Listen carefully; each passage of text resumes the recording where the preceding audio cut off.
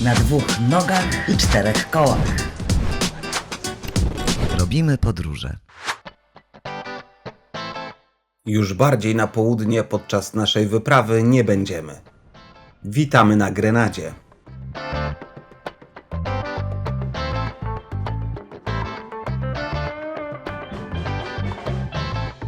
Trzecia wyprawa Kolumba, która już nie jest tak wielkim sukcesem i nie jest tak chętnie oblegana przez wszystkich śmiałków jak druga wyprawa. W 1498 ta trzecia ma miejsce i to właśnie wtedy Kolumb dociera na Grenadę i odkrywa Grenadę dla Europy.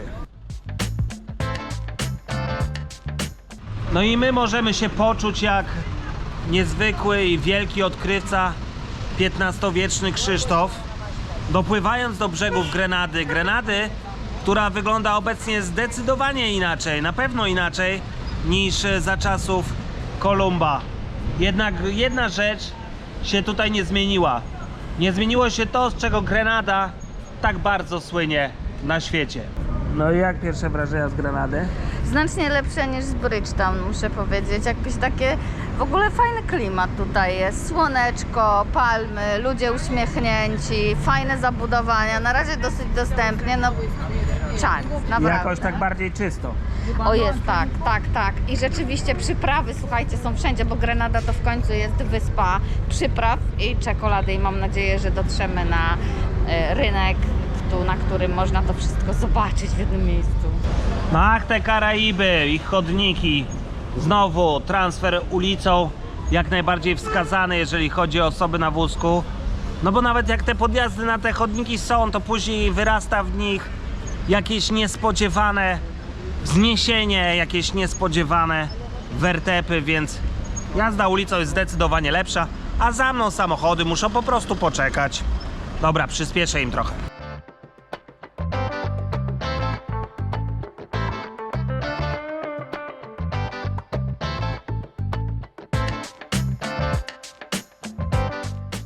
Jesteśmy tu może 10-15 minut, a Grenada już na nas zrobiła bardzo pozytywne wrażenie. Oczywiście tłoczna stolica St. George, take care.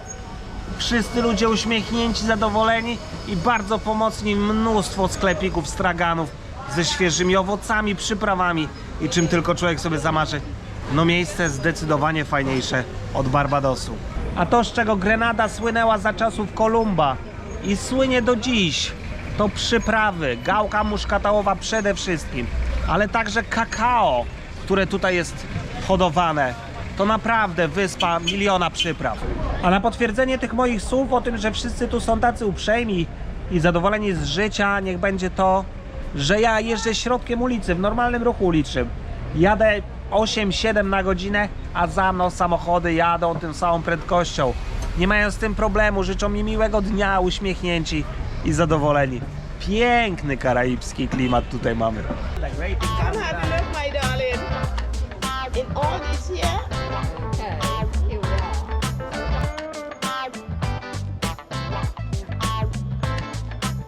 Rynek, czyli marketplace w St. George w Grenadzie, to idealne miejsce na zrobienie pamiątkowych zakupów z tego miejsca.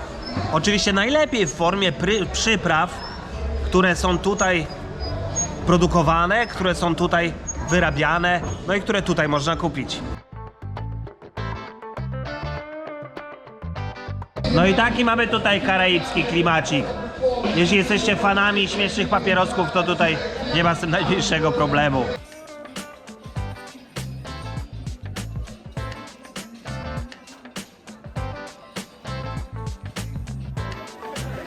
O matko.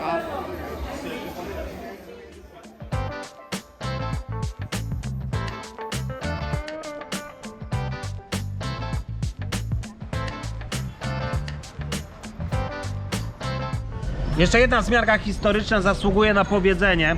Otóż nieco ponad 100 lat po tym, jak Kolumb dotarł na Grenadę, Brytyjczycy starali się skolonizować to miejsce, ale nie udało im się to. Indianie mieszkający na Grenadzie wygonili ich w krwawej potyczce i podobno urządzili sobie później ucztę z ludzkich ciał.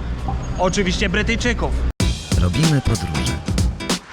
Nie była to duża grenadyjska przygoda w naszym wykonaniu. Nie spędziliśmy tu dużo czasu, ale jakże Grenada natchnęła nas i wypełniła optymizmem, słońcem, dobrym nastrojem i po prostu pozytywną karaibską energią. Jakże jest inna od Barbadosu. Może nie całego, od Bridgetown.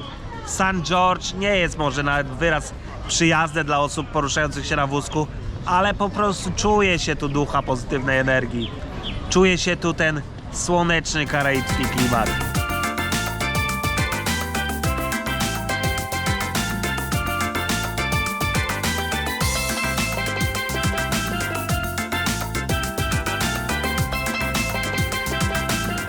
Fort St. George to nie jest miejsce dostępne dla osób z niepełnosprawnościami, aczkolwiek każdy, kto sprawny, może tu przyjść i spojrzeć sobie na St. George i na Grenadę z góry.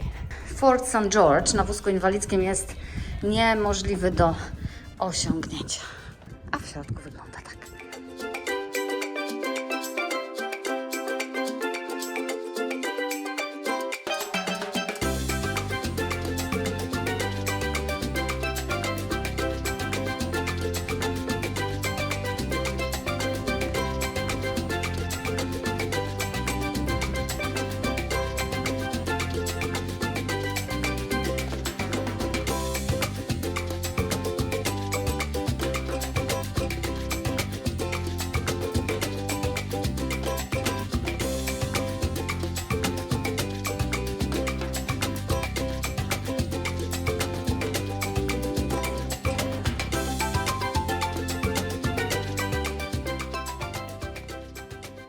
Grenada zachwyciła nas swoim klimatem i chyba już na zawsze pozostanie w naszej pamięci.